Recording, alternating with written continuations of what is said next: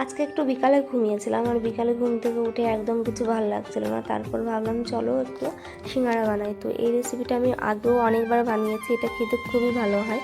তো আজকে যেহেতু বানাচ্ছি তাই ভাবলাম চলো তোমাদের সঙ্গে শেয়ার করি। প্রথমেই আমি একটু ময়দা নিয়ে নিয়েছি, সেগুলোকে ভালো করে ময়াম দিয়ে নিয়েছি, মানে কালো জিরে, তেল আর লবণ দিয়ে। ময়াম দেওয়া মানে সবাই বোঝো, আটাটাকে ভালো করে মেখে নেওয়া।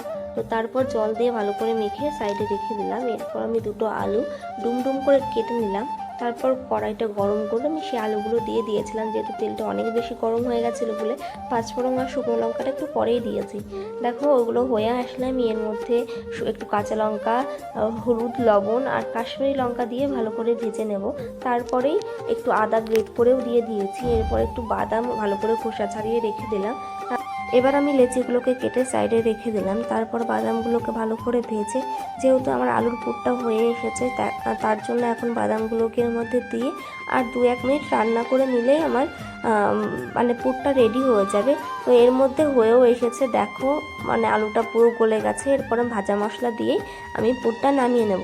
তো নামিয়ে নিয়েছি। এরপর আমি লেচিগুলোকে কেটে মানে বেলে মাঝখান থেকে কেটে নিলাম। তো কেটে নেওয়ার পর এই দু সাইড মিক্স করে নিলাম, জল দিয়ে দিয়ে আমি এটা মানে মিশিয়ে নিয়েছি। তারপর মানে আমি এই আইসক্রিমের কোনের মতো করে শেপ দিয়ে নিয়ে ওর ভেতরে পুর ভরে ভরে মুখটাকেও জল দিয়ে দিয়ে সিল করে নিলাম। তো আমার সবকটা হয়ে গেছে। এরপর আমি ঠান্ডা তেলে সবকটা সিঙ্গারা একে একে দিয়ে দিয়ে তারপর লো হিটে ভালো করে উল্টে পাল্টে লাল লাল করে ভেজে নেব।